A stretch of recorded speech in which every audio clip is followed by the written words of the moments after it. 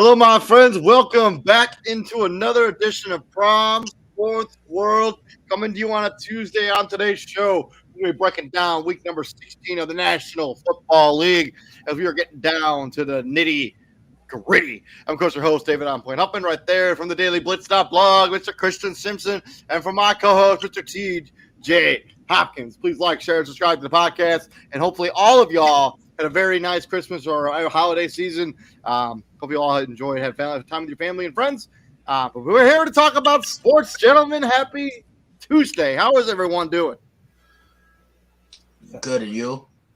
Man, I'm doing all right, man. I had a pretty good Christmas. I had a pretty good day at work today. I'm all right. I'm on cloud nine, maybe. Bears are going back to the Super Bowl. We're on that train again, TJ. And here you go with that again. Okay. Yeah, I got nothing better to do, dude. So let me have this one thing, okay? All right, go ahead, Source. Yeah.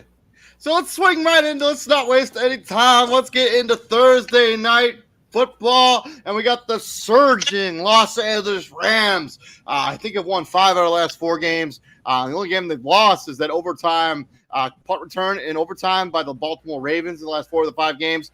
They beat the New Orleans Saints in their building 30-22. Derek Carr 3 touchdowns and a pick. Alvin Kamara only had 9 carries in this game. Chris Olave had 9 catches for 123 yards. Rashid Harrid, Juwan Johnson, A.T. Perry had the receiving touchdowns.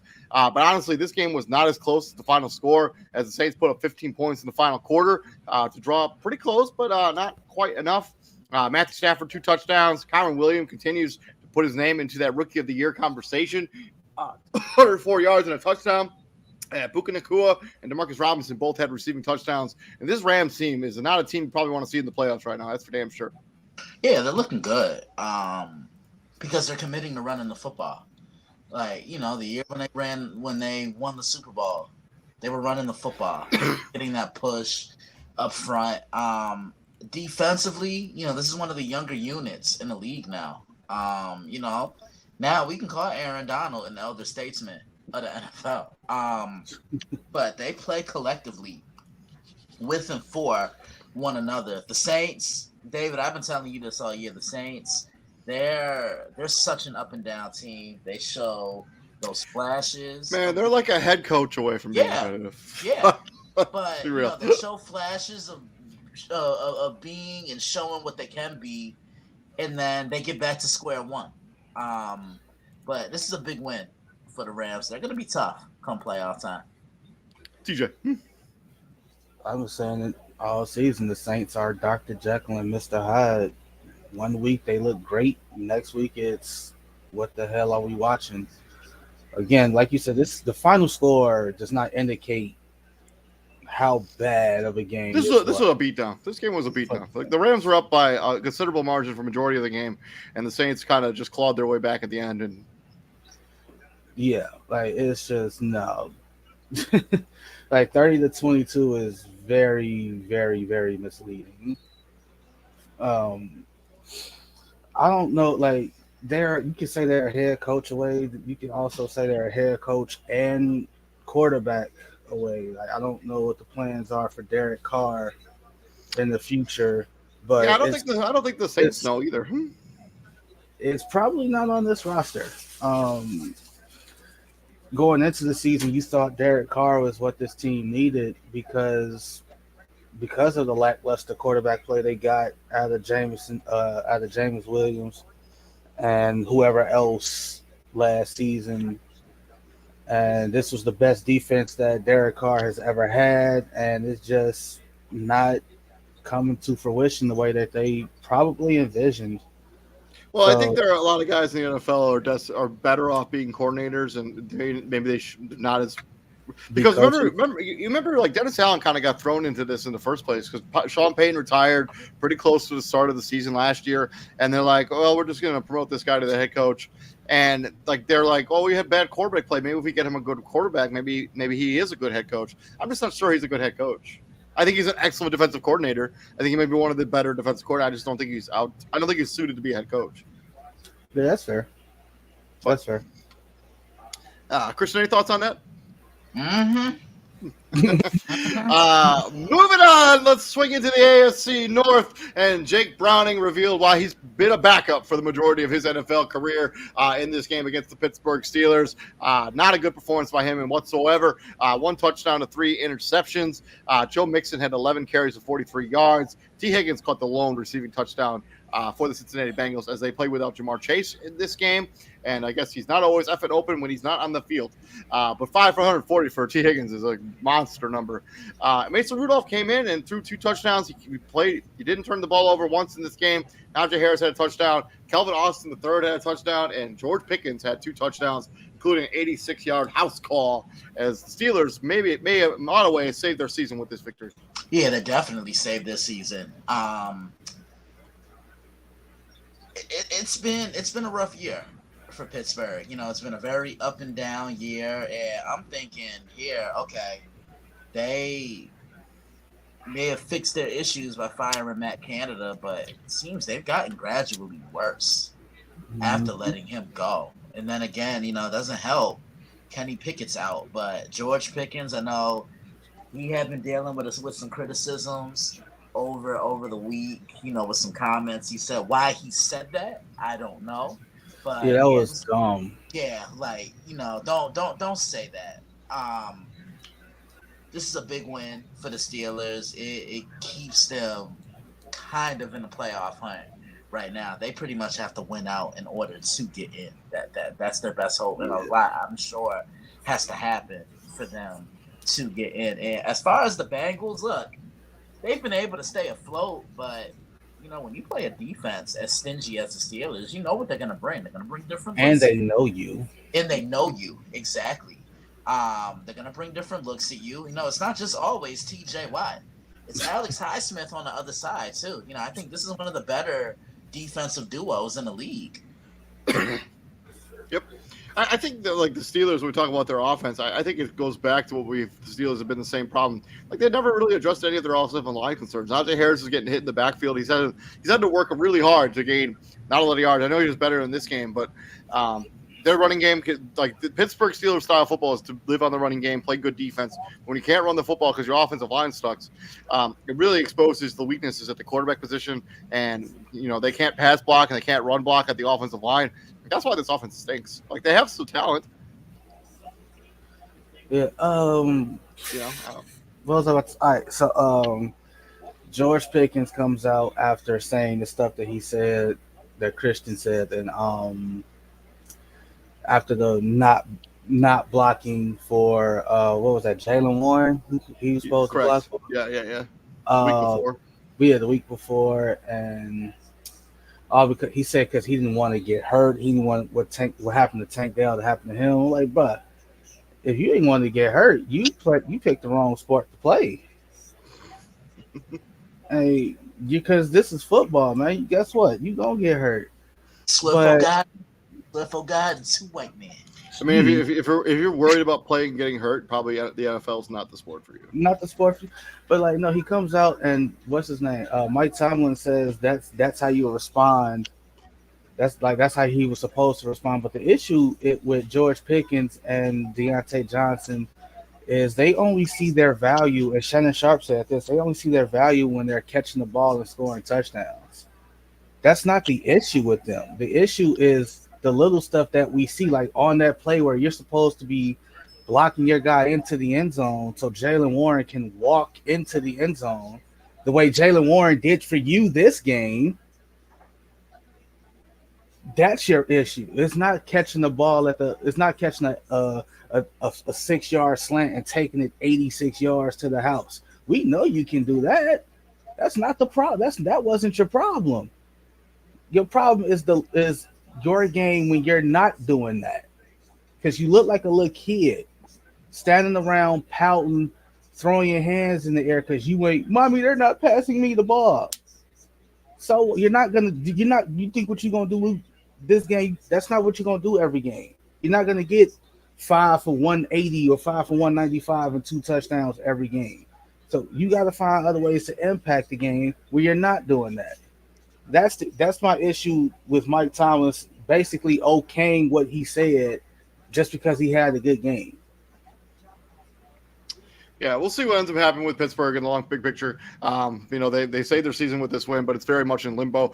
Moving on to Saturday Night Football, you got the Buffalo Bills going into SoFi Stadium and sneaking out a victory, 24-22 over the Los Angeles Chargers, who played very motivated for the new head coach of this team. His name is escaping me right now, so I'm sorry if I did not remember it. But Josh Allen, 1 touchdown, 1 pick. James Cook didn't follow up with 200 yards from scrimmage, but he did have 70, but he did put the ball on the ground twice, once, and then lost 1 fumble for sure. Deontay Hardy also had lost a fumble on a kick return. Gabe Davis, 4 catches for 130 yards and a touchdown. Josh Allen had 2 on the ground, each in stick. Bounced back kind of nicely from what was an abysmal performance, that recent game against the Las Vegas Raiders. But still, 23-33, 215. Austin Eckler, 15-65. Easton Stick had the lone rushing touchdown. Joshua Palmer, 5-47. No receiving touchdowns for the Chargers. Yeah, this is one of those, the Chargers just ran out of time. But at the same time, it's like you got to do a better job of your clock management on your end. You can't get that ball back to Josh Allen and the crew with that much time. You can't do that. You just, because they took the ball with 2.5 minutes left, and they basically killed the whole clock.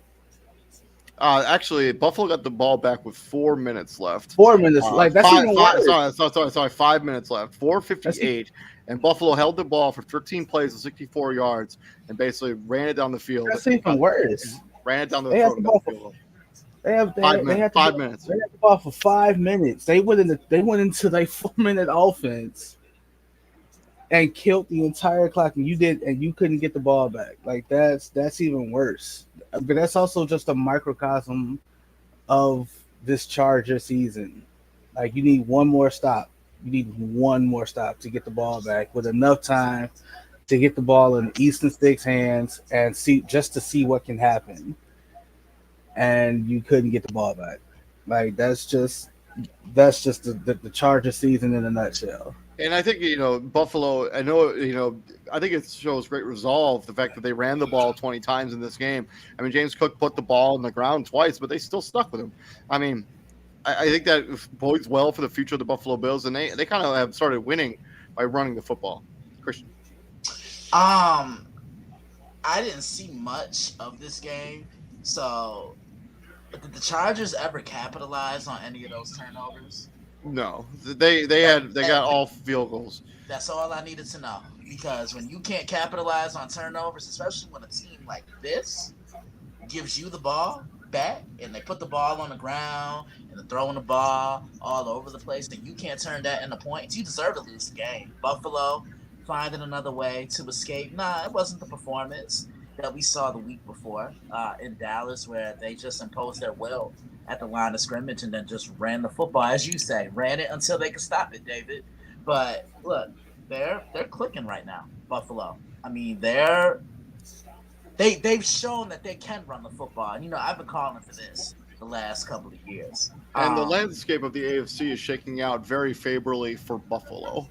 Every team that they've needed to lose has just lost. I'm just gonna say this: if Josh can limit the takeaways, and that's a big if he can limit turning the ball over, this is gonna be a tough team to play come playoff time. And he didn't even turn the ball over this game. It was he did throw a pick. He threw a pick. Yeah. He did throw a pick. My bad. Yeah. But after Easton Stick got that one touchdown at the 13:50 mark of the second quarter, the rest of the points for the Chargers were field goals. Yeah, they couldn't capitalize, and that's testament to Buffalo's defense. Okay, you can run it on us, you can throw it on us, but 25 yards and within the red area of the football field, we're shutting you down. You're not just gonna get what you want in the red zone. You're gonna earn it. Moving on from Saturday football, let's swing into Sunday afternoon football, and let's start first in Atlanta, where the Atlanta Falcons put a serious damper on the Indianapolis Colts playoff hopes as they win this game 29-10. Gardner Minshew, not one of his better performances. He threw 1 interception, 0 touchdowns. Jonathan Taylor, fresh off the IR, 18 for 43 and a touchdown. Kyle Granson was the leading receiver for the Colts, 5 for 62. And Tyler, so give me a 6-pack of Heineke, 23 of 33, 1 touchdown. Bijan Robinson, 12 of 72. Kyle Pitts got onto the stat sheet, 3 for 49 and a touchdown. And Tyler Algier had the lone rushing touchdown for the Falcons as they win this game 29-10, and also saved their season in a little bit of a way too, if whatever's left of it. Yeah, awful performance for the Indianapolis Colts. This may be the best I think I've seen Atlanta look all year long, because we know they've been hit or miss at times, but they really stuck it to Indy here. Stuffed the run, really put the game in the hands of Gardner Minshew, and the Colts passing game just had nothing working for them. And I wonder how much this is impacted by the fact that Michael Pittman Jr. didn't play in this game for the Indianapolis Colts. He's the lead receiver for this team. I wonder if this would have been different if he had played in this game. I mean, we're talking about like 15 targets, not available for your team. Yeah. So. Yeah, that's true. I don't know how much of those 15 he would have caught, but that's not the point. I think Atlanta, they're done with what's his name, Desmond Ridder. Probably. Taylor Heineke got the start the other day, and I think that's what they're going to do going forward. Bijan was your leading rusher and leading receiver. What else? Yeah. Kyle Pitts got the lone touchdown. Drake London, three catches on 4 targets. Atlanta's saving their season to an extent. Can't argue with that. I still don't have faith in them really making any noise. Like, that's just me either. I mean, Tampa Bay looks like a well-oiled machine right now. So yeah, we'll talk about that in a minute. But yeah, this is the Gardner Minshew that folks tend to. This is the Gardner Minshew that folks tend to forget about. Like, they can be so caught up in like the performances he had against. I mean, the Titans, where he goes and gets the game-winning touchdown in overtime. Yeah, then or right down the stretch, whatever it was, at the horn, basically. Yeah, then he chews up the Steelers last week on Saturday Night Football. Has a virtuoso performance against them, and then comes back and kind of lays an egg in this game. Big egg, 20 of 37, got sacked 6 times, and yeah. This is the Gardner Minshew that's like, I see it now. There it is. Moving on from this game, we get the battle between the NFC West and the AFC South as the Seattle Seahawks pulls the rabbit out of their hat 2 weeks in a row. This time it's Geno Smith with the touchdown to Kobe Parkinson, sorry. He caught the little game-winning touchdown there for Seattle as they win this game 20-17. Ryan Tannehill, for some reason, got the start for the Tennessee Titans. I'm sure TJ would like to address that at some point. But he 18 of 26, 151 yards, no touchdowns, no picks. Derrick Henry threw the lone receiving touchdown. It's actually his second touchdown pass of the season. Derrick Henry also had 88 yards rushing, 1 touchdown as well. And I cannot pronounce that tight end's name. Okongwu is his first last name. I don't know how to pronounce that. Yeah, Okongwu. He had the receiving touchdown from Derrick Henry. And Tyler Lockett, reading receiver for the Seattle Seahawks. And Jackson Smith-Njigba had a really nasty injury. If you guys watched this game at all, he had a nasty-looking injury that he was able to bounce back from. Good on that. DK Metcalf had a really nice touchdown, one-handed grab.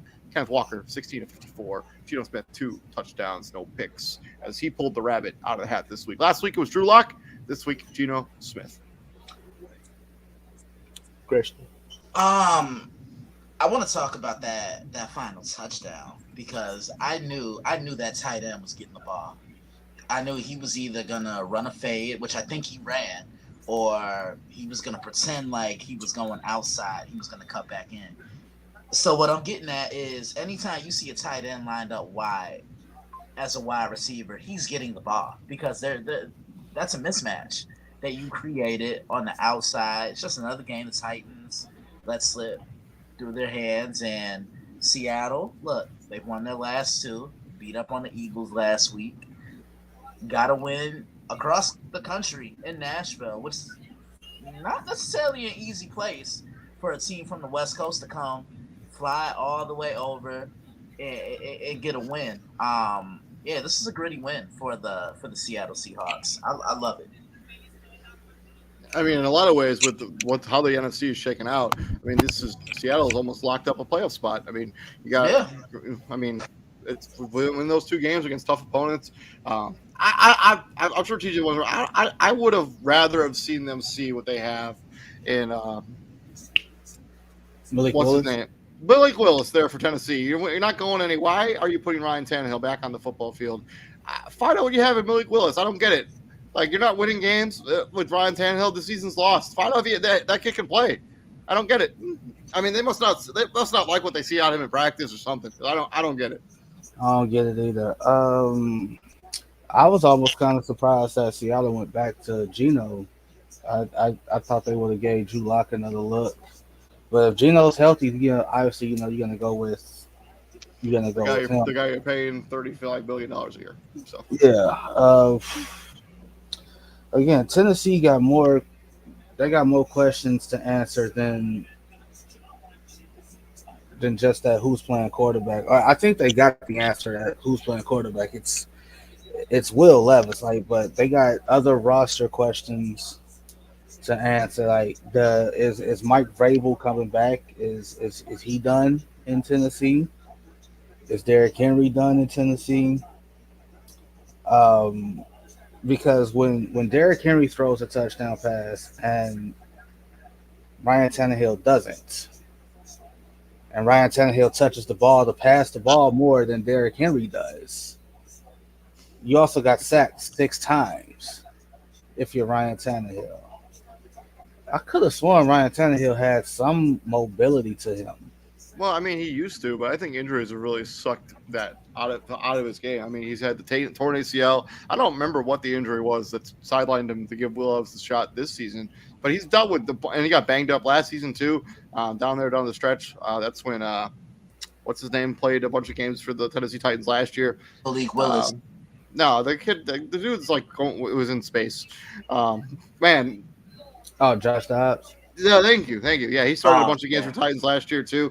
But yeah, I just think that his athleticism is totally sapped. I don't think he can move anymore. You hate to see it. I ain't going. No, that's poor excuse. I'm not. No, I'm not going that far. That's poor excuse. If you going out there, I expect you to be able to. Come on, man. This is a dude that started off as a wide receiver and then switched to quarterback. You got some athleticism. You ain't completely sapped. You got sacked 6 times. On the Seattle side, we're talking about a decade ago. He's been in the NFL a decade. Don't care. You're just as athletic as you were 10 years ago. Probably, but I'm also not a professional athlete. I'm also not a professional athlete. The only thing I would like to see on the Seattle tip, the only thing I would like to see is Zach Charbonnet got to get more than 2 carries. That's the only thing that's really the only thing, only complaint I have from Seattle for this game, because you could potentially have a very, very, very good 1-2 punch with Kenneth Murray and Zach Charbonnet, and you're never gonna get it established if one guy's getting 16 carries but the other guy's only getting 2. I wonder if that's a Pete Carroll thing, because Pete Carroll's always been a guy who's been like one running back heavy. But at the same time, like don't get me wrong, that one running back was that one running back. Like we ain't finna act like Marshawn Lynch won top 5.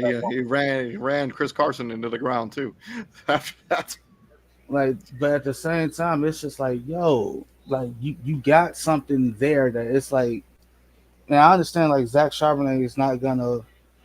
What's the word I'm looking for? He's not gonna like complain about it, but at the same time, you gotta feel some kind of frustration if you're Zach Charbonnet. Like you got this opportunity thinking like, hey, I can be a solid number 2 in this offense, and you're not getting any kind of real looks. It's kind of it's just frustrating. Moving on from this game, we're going to swing into the NFC North, where congratulations to the Detroit Lions. First division title in over 30 years. I don't think Christian or TJ were even alive last time the Detroit Lions won the division. So kudos to them. Christian probably was just born. Wait, when was the last year? 93. Yeah, 93 or 92, something like that. Yeah. I was born. I mean, because you're 32, right? 33. I just turned 33. Okay. Yeah, but they win their first title in over at least 30 years. They win this game against Minnesota 30-24. They tried to give this game away, but Nick Mullins just wasn't having it. 2 touchdowns and 4 interceptions by Nick Mullins. Jared Goff had 1 touchdown to 0 interceptions. They also punished Minnesota on the ground, 143 yards rushing and 3 touchdowns. And the sun god, Amon-Ra St. Brown, goes over the century mark, gets another touchdown added to his resume. Justin Jefferson, 141 and a touchdown. And KJ Osborne also had a touchdown.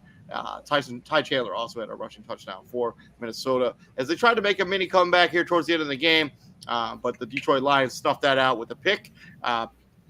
Game-sealing pick. Who had the interception? His name is escaping. Kirby Joseph had the game-sealing interception. Yeah. One, congratulations to the Lions, relishing the moment. You did it. This is a long time coming, because even when y'all made the playoffs all them years ago, and you got schmigged against Dallas, you didn't win a division then. You was a wild card team. They've had 1 playoff win since 1958. Yes, terrible. Long time coming. Like I said, relish in the moment. Lions fans, same thing, relish in the moment. Congratulations to y'all too, because y'all have seen some ugly years. At the end of the day, don't feel good about this win. Do not feel good about this win. 4 interceptions, and you only won by a touchdown. You won by 6. A game-sealing interception. I mean, Minnesota was in a position to win this game. If Nick Mullins throws a better throw to Justin Jefferson, he scores and wins this game. Like, say what you want about that ball. If Nick Mullins throws a better ball, if Justin Jefferson comes back, if he leads him into the back of the end zone and doesn't throw a duck, they win this game. Like, the game would be over. The game would be over. Like, I said it in the group chat. No, you should feel terrible that you got 3 turnovers. They almost doubled them in time possession. They only won by 6 points. Like, how? They ran 20 more plays, 26 more plays than Minnesota. Yeah, 26 more plays, 4 turnovers, and you won by 6. Well, I think a lot of that has to do with the fact that Detroit ran the ball so much in this game, as opposed to Minnesota throwing it 36 times with Nick Mullins. Although Jared Goff threw it 40. I don't know. No. Like, you can't even say that, because like you said, Jared Goff threw the ball 40 times. He threw the ball 40 times. This was not again. Congratulations in what you accomplished. It's a long time coming, but. No, like you gotta if you're Dan Campbell, you gotta be, man. We called a break there. Like, if you're Dan Campbell, you gotta bring the guys in and be like, hey, we should have beat their ass by 20, 21, 28. We called a break. Yeah, you let Minnesota hang around, but then again, that's how these divisional games normally go down. I wouldn't be happy. I wouldn't be happy about this either. But yeah, congratulations to the Detroit Lions. Yeah, I think they still have some stuff they for sure need to shore up. Moving into this game, one of the more interesting results of the weekend. Watch the Commanders down at 1 point big in this game against the New York Jets. I think it was 27-0 or 27-7 at halftime. They end up winning this game 30-28. Sam Howell had maybe one of his worst performances of the year. Gets benched at halftime. Jacoby Brissett, talk about a guy who's always ready to step in as a starting quarterback and just throw touchdowns. 10 of 13 for a touchdown. Chris Rodriguez had 2. Antonio Gibson had 1. Scary Terry had the leading receiver for the Commanders. Logan Thomas. Good to see him stay healthy this season. 5 for 36 and a touchdown. Trevor Siemian started, threw the ball 49 times for some reason. 1 touchdown, 1 pick. Breece Hall, 2 touchdowns. He was also the leading receiver, and Jason Brownlee was the lone receiving touchdown. They tried to let this game slip away.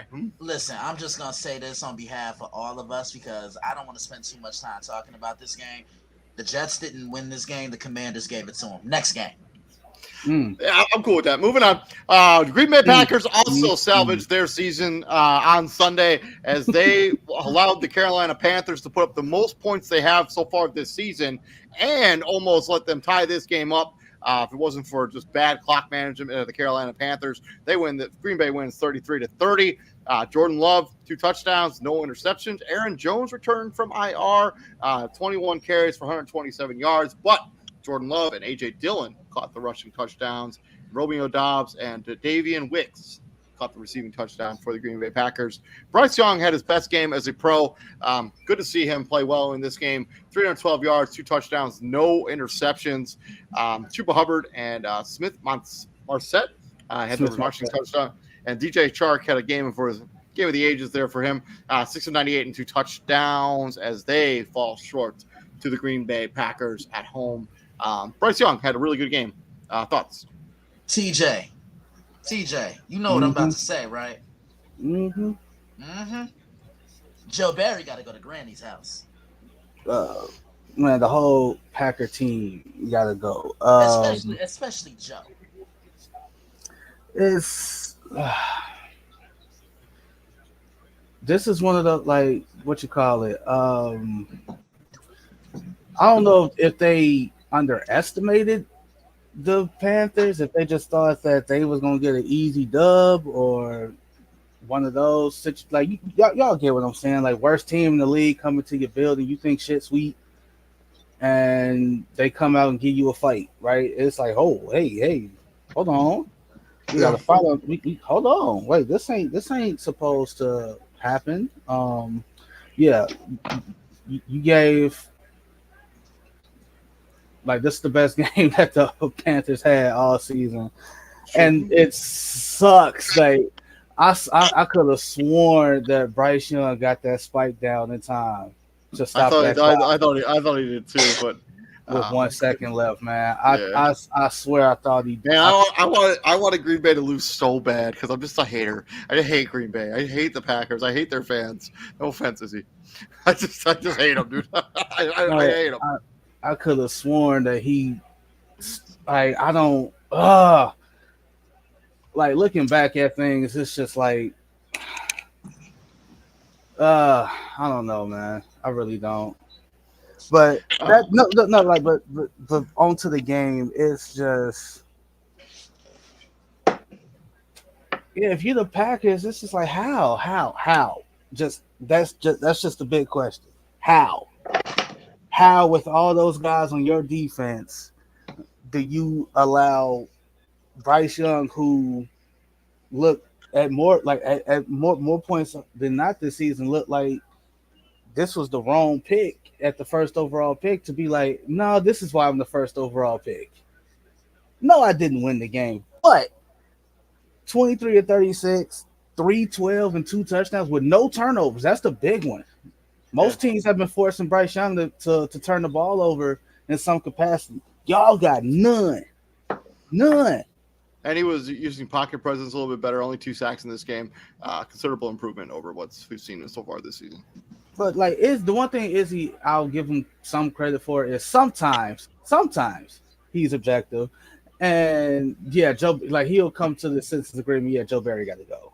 Joe Barry has to. Yeah, he got it. Moving on to the final game in the late afternoon window, with the Cleveland Browns consider this Cinderella story season as they beat the Houston Texans 36-22. Joe Flacco continues to just dime and deal. 3 touchdowns. He did throw 2 picks in this game, but he seems to throw a bunch of picks and still wins, so it doesn't matter. Jerome Ford and Kareem Hunt both had rushing touchdowns. Amari Cooper nearly broke the nearly broke the NFL single game receiving yards record in this game. He is now the number 1 Browns receiver in a game. 265 and 2 touchdowns. David Njoku got in the end zone again as well. On the other side, Case Keenum got the start, didn't play well at all. Davis Mills came in, 2 touchdowns and no interceptions. I don't know. Houston, this game wasn't as close as the final score. As they put up 15 points in the final frame to pull into 36-22. But Houston got outmatched and outclassed. And a promising season that started a few weeks ago is now kind of going in the toilet for Houston. That's kind of the track record of the Houston Texans. Remember Deshaun Watson's rookie year? Remember his rookie year? He comes. I think he had like 19 touchdowns to like 6 or 7 interceptions, and what happened to him? Torn ACL. Torn ACL. Yep, he gets hurt. Like this is kind of like the microcosm of Texans rookie quarterbacks outside of David Carr. Yeah, this, like you said, this game was not that close. This was 36-7 with 12 and a half to go. This was not that close. This was we're up. We're up. We're up. And after Amari Cooper has first 100 yards receiving, you may want to just double cover him. First off, you might want unless you got DBs, unless you got a Jalen Johnson, a Jair Alexander, or a Sauce Gardner on your team anyway. Unless you got somebody you feel comfortable who can go 1-on-1 with him for the most part, why ain't you doubling him to begin with? It's not like they have anybody on the other side where strikes the fear into you. It's him, it's David Njoku, and it's their rushing attack. If you lose to the Cleveland Browns and somebody like an Elijah Moore, they're not even running the ball well. They're running the ball at 1.8 yards a carry. That was just this game. That was this game, right? That was this game. So you the Texans, you gotta look at it like this. We kind of did what we're supposed to do, right? We made them one-dimensional. I mean, you force Joe Flacco, you force him to turn it over twice with 2 interceptions, and you still get beat down by 29 points at one point. They felt comfortable enough with 12 and a half minutes to be hey, Flack, you done, Coop, you done, and Joko, you probably done too. Just ain't nothing else left to be said, bro. Christian. Amari Cooper got what he wanted when he wanted it and how he wanted. And my thing is this, because the former defensive player in me cringe. If you know that they're just gonna continue to give him the ball, why don't you come up with a certain type of game plan? To take him away. Seriously, I'm jamming him. Bump and run. Cover 2. Look, anybody but him. And you made him look like the second coming of T.O. It's true. Houston, you gave up 265. That's a problem. To one dude. Someone, thank you, nephew. Moving on to the late afternoon window, we start first with Tampa Bay for the Battle of Florida as Tampa Bay basically beats down Jacksonville. They've knocked their quarterback out of this game. He's got an AC joint sprain. Not sure if he's going to play this week against Carolina. But 30-12 over Tampa Bay. Trevor Lawrence, 17-29, 1 touchdown. He did throw 2 bad interceptions. CJ Beathard came in and threw a touchdown. But at that time, the game was basically over at that point. As they put up all of their points in the second half. Trevor Lawrence, leading rusher for this team as well. Evan Ingram, 10 for 95. Calvin Ridley got into the end zone twice in this game. Baker Mayfield continues what has been a really solid season for Baker Mayfield. 2 touchdowns, Rashad Whitehead touchdown, and Mike Evans is just always open. 2 touchdowns for him, for Mike Evans, as they win this game big, 30-12. You know what's crazy? Go ahead, TJ. My bad. No, you good. Shannon Sharp kind of said it, or I think it was either on First Take or on Nightcap with him and Ocho. He said Mike Evans was just like he don't get enough respect, and it's their That's true. fault. Like it's the league's fault. It's fans' fault because Mike Evans has been doing this thing his whole career, but everybody's just fascinated with the shiny new toy. So Mike Evans putting up 1,000-yard seasons, but here comes Justin Jefferson. I think the thing with Mike Evans is that he's so quiet about it. Like he just goes about his business. He just like scores touchdowns. You never hear anything from Mike Evans in the media.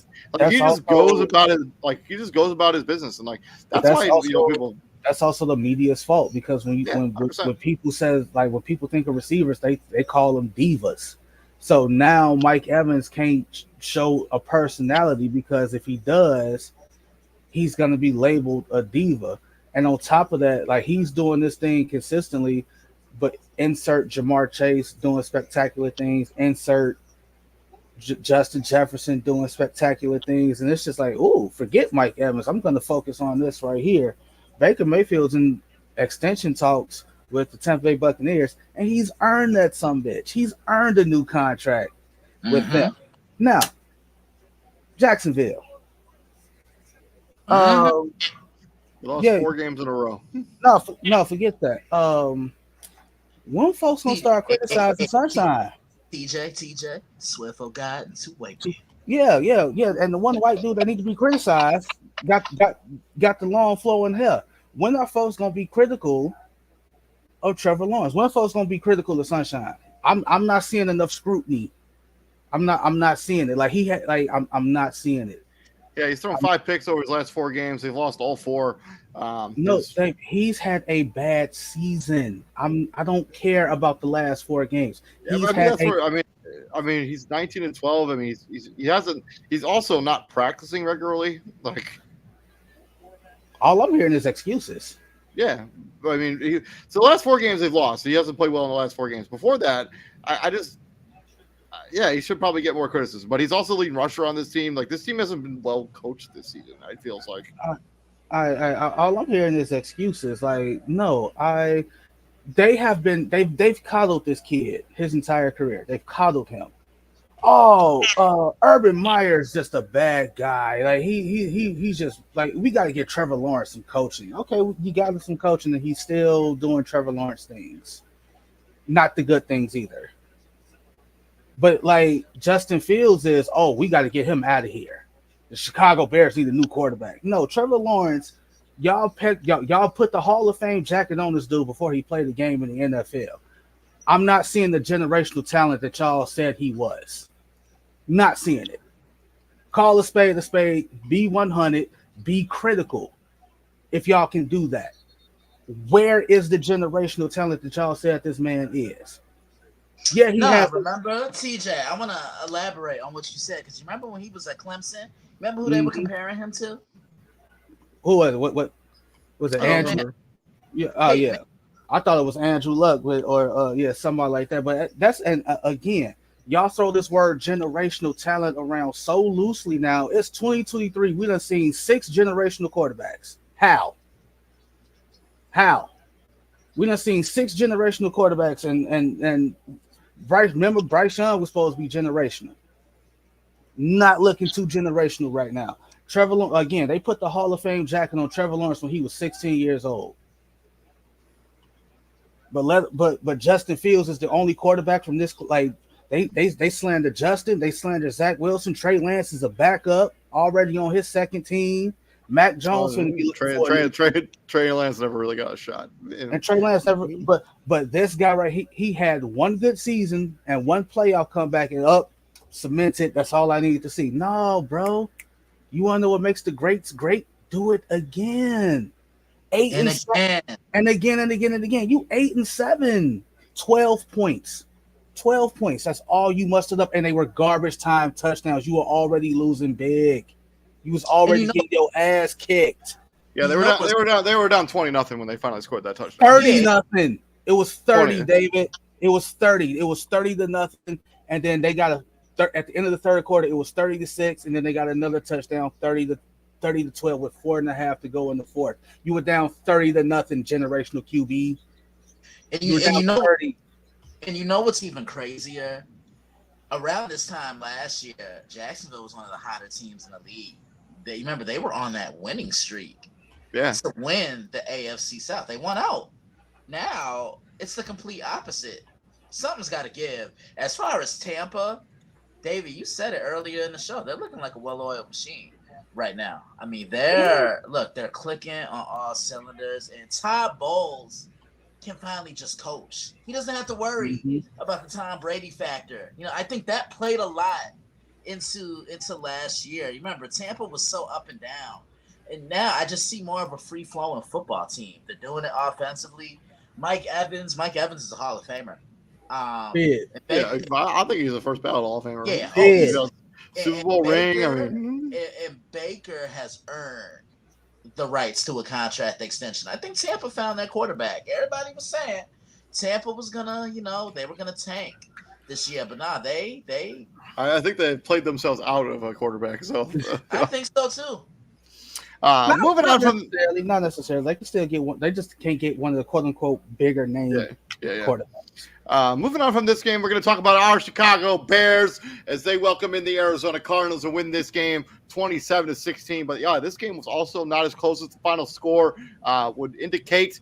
Kyler Murray, 24 of 38, 232 touchdowns. James Conner, 12 of 45. James Conner also led the team in receiving yards. Greg Dortch caught the other receiving touchdown for the Arizona Cardinals. And Justin Fields, 15 of 27, 170 yards, one touchdown, one interception. Khalil Herbert went over the century mark, I think, for the second time this year. First time since he came back from injury. One touchdown. Justin Fields had one. Cole Kmet, 407. He did get banged up in this game and did not play in the second half. Hopefully he's doing okay. I have not looked at the update on him. DJ Moore got banged up in this game, but played through it. But I think what really needs to be talked about is the play of this Chicago Bears defense. Over the last 3 weeks, or at least 3 weeks or so, this has been a dominant defensive unit, led by Kyler Gordon, who's been just incredible this season. With the trade of Montez Sweat, that's looking like a home run trade so far. This Bears defense has been unstoppable. Yeah, Kyler Gordon blitzed and went up against one of the Cardinal O-linemen. I forgot who. But he ended up getting the sack on that play. Like, he beat the lineman around. He went around him and got the sack. He led the team in tackles. He led the team in sacks. He also led the team in tackle for loss. Once again, the goalpost has moved for Justin Fields. Last season, it was who cares that he threw for 250 and ran for another 150. They didn't win. Now it's who cares that he won. He didn't throw for 300. So what do you want, Bear fans? Like, what do you want? Do you want, would you rather him win the game with the numbers that he had, or put up big numbers and lose? What do you want? Because I'm at this point, I don't get it. There's just no satisfying some of y'all. So we got the win, but Justin Fields didn't have the numbers that you felt like he should have had, and that's what's more important. He didn't have numbers. So I don't get it. Like, don't get me wrong. Like, he have? We talked about this in the preview. Like, this was a lose-lose situation for Justin Fields. Like, you either come in, put up big numbers, and are like, oh, it's the Arizona Cardinals. But if you end up stinking the place up, it's the Arizona Cardinals. You're supposed to play better than this. Like, and it's the latter. He semi-stunk the joint up, but he won. And that tackle that Cole Kmet got injured on, as much as I pine for the defense, like, you got to make some kind of tackle. You got to make some kind of effort to tackle up high, because it's not like you can't tackle up high. I mean, it's like I'm talking like the mid, like, you know what I mean, like the mid section. Yeah, I know. That's the same tackle that effectively has ended T.J. Hawkinson's season. T.J. Hawkinson got hit the same way in the in that game against the Lions. T.J. Hawkinson now has a torn ACL. He's done. He's done. Cole Kmet got hit the same way, and it took him out for the rest of the game. So, as much as I what you call it, I champion myself for the defense because like it's hard to play defense in this league with the limitations that they have. You got to make some kind of effort to tackle their midsection. Like the minute Cole Kmet caught that ball and turned around, Buddy went low. Like didn't even try to. And Cole Kmet ain't lower his hold, he ain't lower his shoulder or nothing. Buddy just went low automatically. On the Arizona tip, I thought they had something in the run game. I just felt like they just got down so big. Like they got down big early and they just went away from it. Yeah, they averaged 4.7 yards per carry. I mean, both of their running backs were kind of doing a good job here. Like James Conner he averaged 3.8 a carry, only had 12 carries. But I feel like if you gave him the ball a little bit more, and that's the one thing with the NFL is you're never really out of a game until the clock hits zero. And just like I think they panicked too fast. Like I've said this before, I think certain teams they deviate away from their game plan just a little bit too fast for my liking. I also thought the Bears got a little bit too conservative on offense. So I just would have. Well, we've seen that. We've seen that before too. Yeah, I think I also drives me something that also drives me absolutely crazy. I talked about this in the group chat. When you're down 14 points and you score a touchdown, why would you go for two there? I don't understand. Like you kick the field goal, you get the 7 points. Then if you score another touchdown, you tie the game up. Because then if you score a touchdown and you don't get the 2-point conversion, or you're down 8. But then you put yourself in a bind where if you don't get the 2-point conversion on the next one, you have to score again. I just don't understand that logic. Like, what is the mindset there? Like, what analytics? I don't get it. Like, obviously, like they're doing this with the anticipation of they're getting the 2-point conversion the first go round. That way, they don't have to do it like later in the game. Like that's I'm not saying I agree with it. I'm just explaining to you what I don't get it. It doesn't make any sense. It doesn't make any sense to me because if you just tie the game up, because if you don't get either, you're completely screwed. Like you have to score again. Yes, 100%. Christian. I think there's still uncertainty amongst a lot of Bears fans. It's a lot. I saw something that says 70% of Bears fans want Fields back. I don't know how true that is. It also doesn't feel like 70. I feel like it's the other way around. I think it's 70-30. They want him gone. Mm-hmm. Yeah. Other than that, man, this is a nice win for the Bears. Keeps their season alive on their way to the Super Bowl. On Madden. Right. Let's just move on. Moving on for this game. We got the Dallas Cowboys going into South Beach and falling to the Miami Dolphins 22-20 on a game-winning Jason Sanders field goal as the clock hit zero. Dak Prescott bounced back from which was a bad performance against the Buffalo Bills, but not quite what you expected out of a guy who was at one point the front runner for the MVP. 20 of 32, 2 touchdowns. Tony Pollard, 12 of 38. CeeDee Lamb had a touchdown in this game. Also did Brandon Cooks. Tua Tagovailoa, 1 touchdown, 0 interceptions. Raheem Mostert, 11 for 46. Tyreek Hill, 9 for 999. And Raheem Mostert, 1 touchdown for him through the air as Miami kind of steals the game away from Dallas in a game they, I wasn't impressed with either team in this game because Dallas always has a tendency to go away from what it is that's working for them. Look at that first drive, right? When Dallas got the ball, defeating CeeDee Lamb the ball. CeeDee Lamb had 4 catches in that opening drive. He only had 2 more the whole game through 3 quarters. I can't even say that's all Jalen Ramsey. That's just a lack of coaching and not beating one of your best players. The ball. Miami, Mike McDaniel almost gave this game away. He made some pretty questionable coaching calls in this one. Like, Miami has to stay committed to running the football. I don't think there's a team that can stop them when they're pounding that rock. Dallas slipped up in the red zone.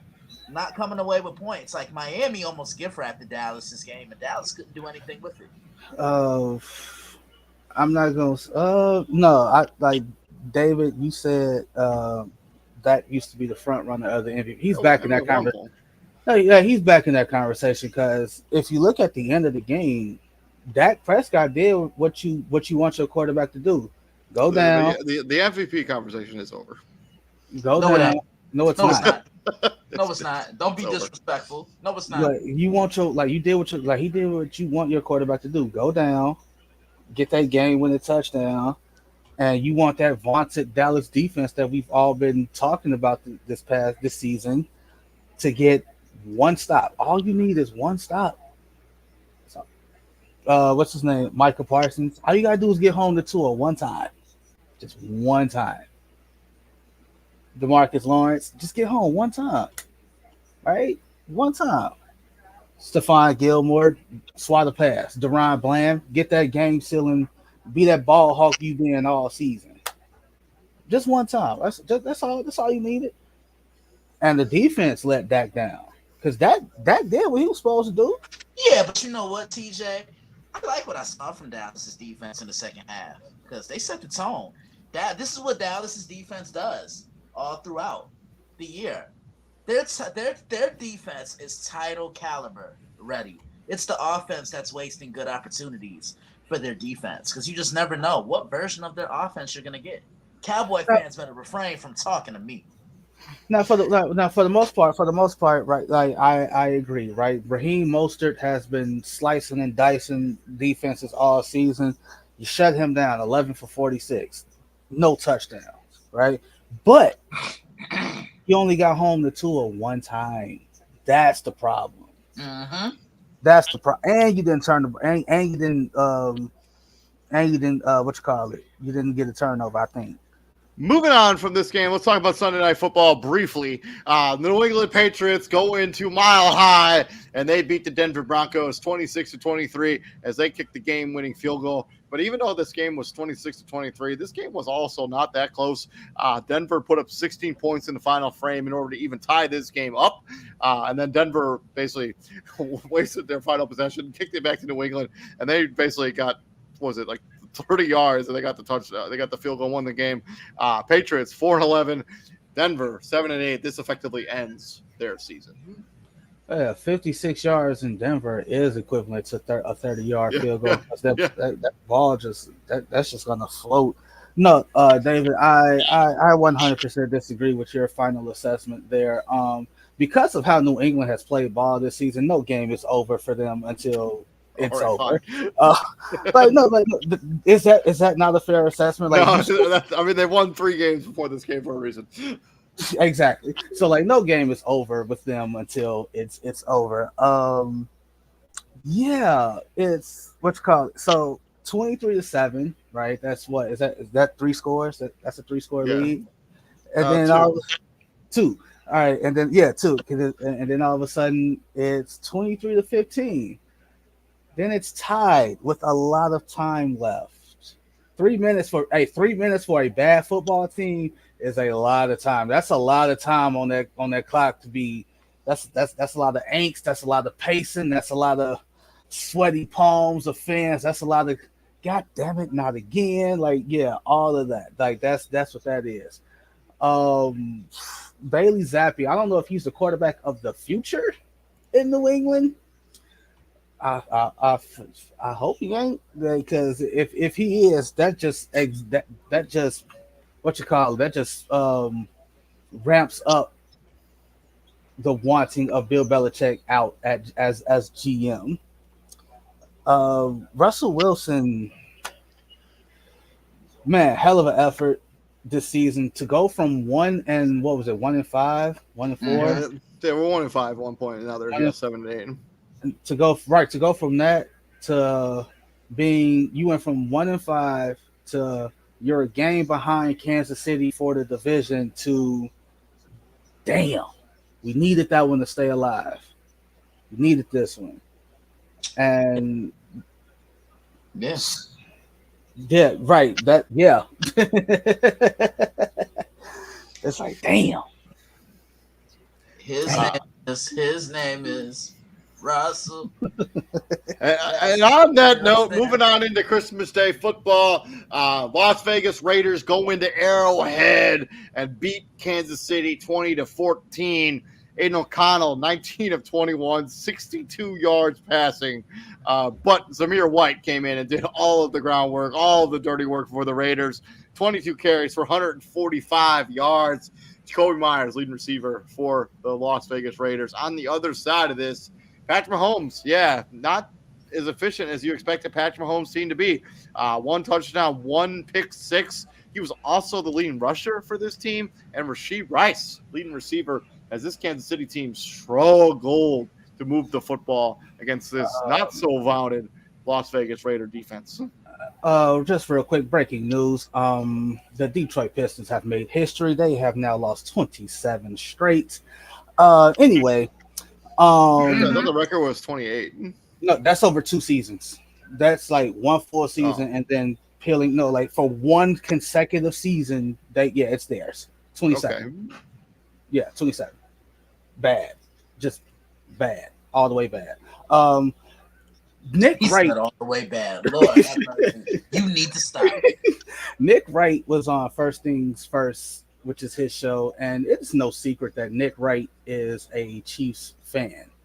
The one thing that I was taught, David, like you, and also you, Christian, is when it comes to journalism, the one thing that you're supposed to be, the cardinal rule of all journalism, is be objective.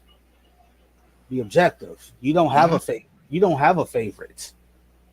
You can't. No, you can't do that, because when you cheer for your favorite, you have no objectivity. So Nick Wright's on First Things First saying the Chiefs are going to be fine. There's no need to panic because defense wins championships. That's a championship defense they have over there. You lost a game to a guy that threw for 62 yards. He didn't throw a single touchdown. I ain't trying to hear shit about no championship defense. You lost a game to a man that didn't even throw for 80 yards in today's NFL with Devontae Adams suiting up. Are you kidding me? They didn't even score an offensive touchdown in this game, and you still lost. You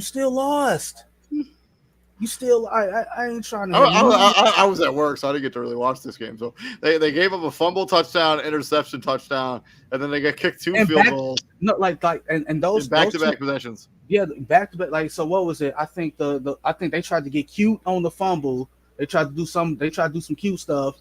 They fumbled the snap, and Bilal Nichols, former Bear, scooped it up, took it home. Next play, pick 6 to Jack Jones, gone. It's like, and Pat, and we're seeing a lot of, we're starting to see the cracks, the chinks in the armor. We're seeing why Matt Nagy was fired out of Chicago, because Pat Mahomes ain't getting the play call in on time, and he's yelling to the sideline, call the effing play. That was very clearly picked up. And I'm very good at reading lips when they're that close, when the camera's that close on the player's face. He clearly told them, call the effing play, right? Oh, and forget the Kansas City Chiefs, Raiders. For once, Mark Davis, for one time in your life, right to correct the sins of your father. Don't fire the interim. Just remove the tag. Just remove the tag. Make Antonio Pierce the head coach. Because we thought you had the guy, right? You had a bad season. You had a bad season. You named Hugh Jackson the interim, and Hugh Jackson got you to the playoffs at 8-8, and then you fired him. You didn't even interview the man, and then you went on you had 4 more head coaches because you didn't just hire the guy that the players gravitated towards and played hard for. These guys are playing hard for Antonio Pierce. They weren't doing that for Josh McDaniels. Yeah, I remember. With Kansas City, I was telling TJ this a couple of weeks ago. And TJ, now you see where I'm coming from. The Chiefs don't scare me anymore. They don't. They don't scare me. I don't fear them as I once did. But I want to talk about the Raiders, because when I met Strahan that day, and we were talking, and I just asked him, I'm like, Antonio Brown. I mean, not Antonio Brown. Good Lord, have mercy. Antonio Pierce. Is he good enough to be a coach in this league? He goes, absolutely. He goes, I'm gonna tell you something. When I was his teammate, this was the one guy you didn't want to piss off. It's almost like he was a head coach on a football field. I heard the same thing about D'Amico Ryans when he was playing for the Texans. He was the one guy you didn't want to piss off. If Josh McDaniels is coaching that game yesterday, the Raiders find some way to lose that game. But the Raiders went in there and they punched Kansas City in the mouth, and all I could do is just that's it. All I could do was just stand up and clap because you went into the defending Super Bowl champion's house, one of your rivals, and you smacked them around. You won a game where you didn't score an offensive touchdown. That's something. Like there. the quarterback, the opposing quarterback was 9 for 21. 9 for 21. They didn't even complete double-digit passes. Man, you lose that game in almost every instance. Every instance. Moving on to the second to last game, we got the New York Giants going into the Lincoln Financial Field there in Philadelphia and losing this game 25-33. Tommy DeVito benched at halftime after lackluster play. Tyrod Taylor came in. He's now going to be the starting quarterback of the Giants moving forward. 1 touchdown, 1 pick. Yeah, I saw that I think I saw that on the internet. So maybe I might be wrong. Don't quote me. Saquon Barkley, 23 of 80, 1 touchdown. Darius Slayton, 3 for 90 and a touchdown. Philadelphia got up big, and then they let the New York Giants kind of hang around in this game. They had to seal the game with a game-sealing interception there by Tyrod Taylor.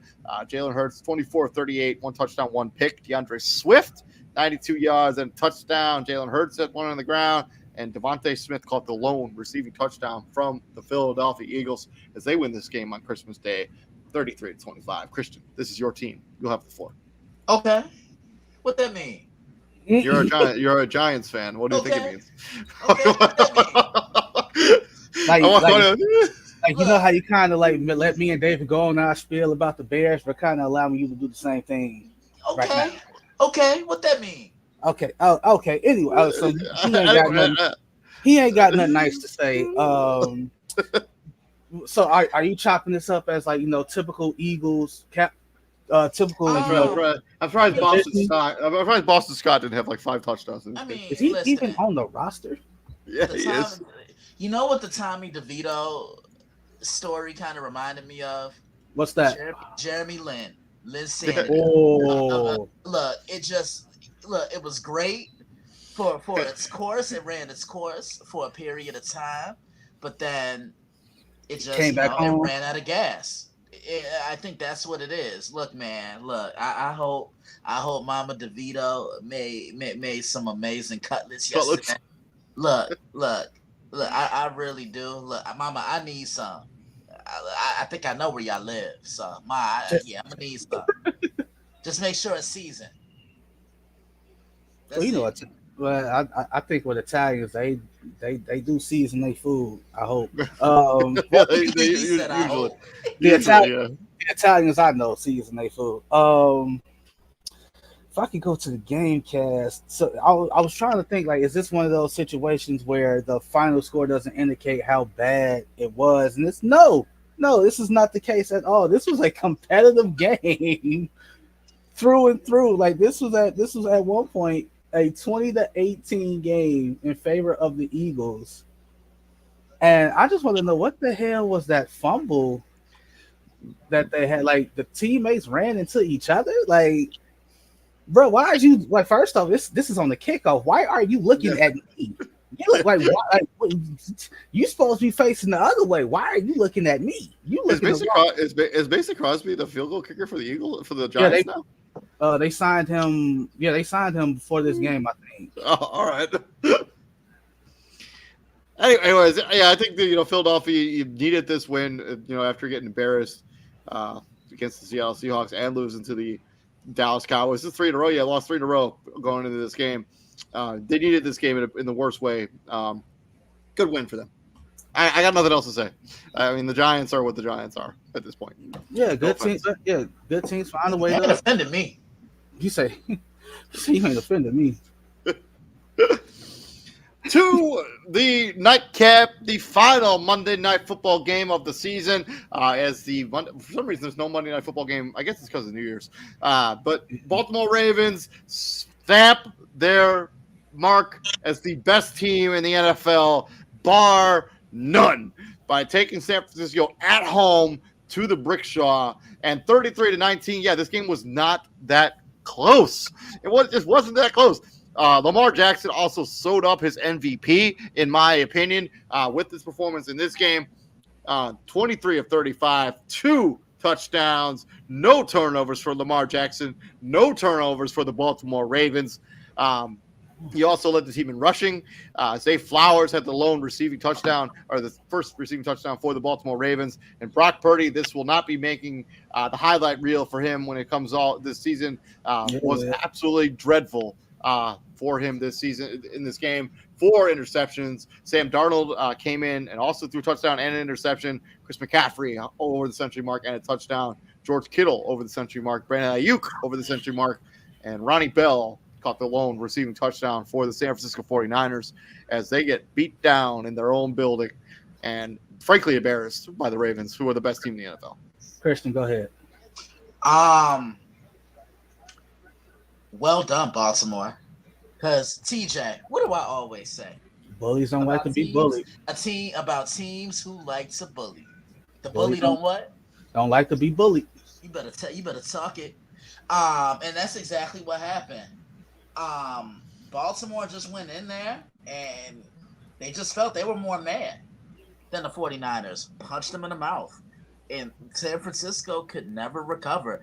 And I love this Baltimore defense because they throw so many different looks at you. 1 minute, it's Patrick Queen. Next minute, Roquan's coming in on a blitz. Next minute, it's Adafe coming off the edge. Like, they just throw so many different looks at you. And look, I'm not taking away anything that Lamar did last night. But let's not act like that defense didn't intercept that ball 4 times yesterday and put Lamar in that position to be successful. Let's not act like that 49 that Baltimore defense didn't roll into the football. Like, come on. I mean, Brock Purdy turned it over 3 times in the first half, and they were only up by 1 point. Yeah. And Kyle Hamilton intercepted 2 of those passes. He did. Awful performance by the 49ers. And TJ and I were talking about this the other day.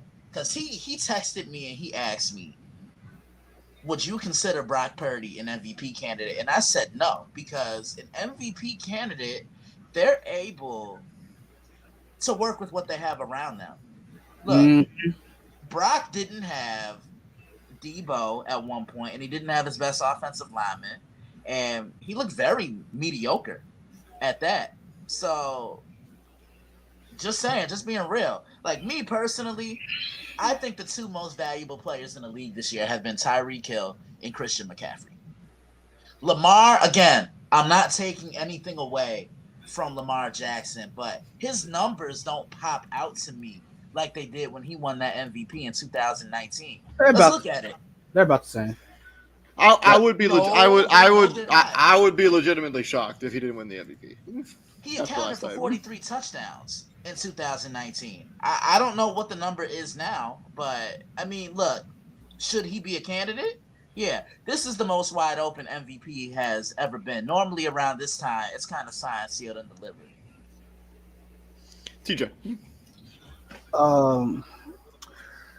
This was a game where both teams, I don't think the trash talk pre-game leading up to the game was talked about enough because both teams was running their mouth, yapping them gums, as Shannon Sharp liked to say. And one team answered the bell, the other team didn't. For years, Roquan Smith had to hear what. I just realized I didn't put the score on this. It's fine. It was an ass whooping. Put ass whooping in the tag. Ass whooping. For years, Roquan Smith had to hear how he never got that All-Pro nod because Fred Warner was in his way. And he gets traded to the other conference, and he immediately gets that all pro nod. And somehow they wanted to blame the Bears for that. It's like, no, Roquan was great in his time in Chicago. Y'all just felt that for whatever reason, y'all just thought Fred Warner was better because he had a better team. There were years where Roquan Smith put up way better numbers. I ain't gonna say way better. He put up better numbers than Fred Warner did, but his team wasn't winning. And at the end of the day, Roquan goes into that game with that chip on his shoulder, and he gonna say, "Y'all think like Fred Warner?" He gonna say, "Hey, y'all think Fred Warner better than me? Okay, I'm gonna show y'all. Just for this game, I'm gonna show y'all. I'm gonna show you." Kyle Hamilton, he talking like he running his mouth, and he made plays. He backed up his talk. Niner fans, last time I checked, y'all have been to 2 Super Bowls, but you ain't won neither one of them. Y'all make fun of Cowboy fans, yet y'all ain't won the Super Bowl in about 30 damn years either. Steve Young was the quarterback at the San Francisco 49ers last time they won a Super Bowl. Glass houses don't throw stones. Y'all ain't won the Super Bowl in 30 years either. So I'm really gonna need y'all to calm down with the Cowboy talk. Like no, y'all have been to 2 Super Bowls. I respect that. Congratulations. You ain't won shit in 30 years either. So remember that the next time y'all want to trash talk a Cowboy fan. That's just me. Moving on, as we usually do this show on Tuesday, but it is Tuesday, so like a part of the Monday show. Let's talk about game balls. I'm going to go first. Yeah, my game balls go to Lamar Jackson. I think he sewed up the MVP last night. I think that performance puts him in the conversation, lock up the MVP. Lamar Jackson gets my game ball. And kudos to Lamar Jackson for just playing his heart out and being one of the most elusive quarterbacks in the NFL. Christian, you got a game ball? I do. My game ball, I'm giving it to Baker Mayfield. 26 of 35, 283 yards passing, 2 touchdowns, and no interceptions. Man, y'all gonna put me on the spot like that. Like you got the Ravens defense, they could get it. Amari Cooper could get it. And that's where I'm going. I'm going to Amari Cooper. 11 catches, 265. You single-handedly told the team, y'all can't guard me. I went like, y'all can't guard me. I went to your grandma's house, ate her cooking, and she made me the plate. Matter of fact, forget that. The plate was waiting on me. It was already made. Mm-hmm. Y'all went to grandma's house saying, "Grandma, who that play for?" "Oh, Amari Cooper." "Why are you making the play for him?" "You'll see." But thank you very much for checking us out here at Prime Sports World. We'll be back here tomorrow breaking down week number 17 in the National Football League. Thank you very much for checking us out. David Huffman, Christian Simpson for the Daily Blitz.blog, and my co-host TJ Hopkins. Gentlemen, what do we do here at the Prime? My friends. We bring the heat. And I'm sorry, they lost to you. You lost 27. What do you say? We'll be back here tomorrow. You guys all have a good night. Stay safe. What did you say?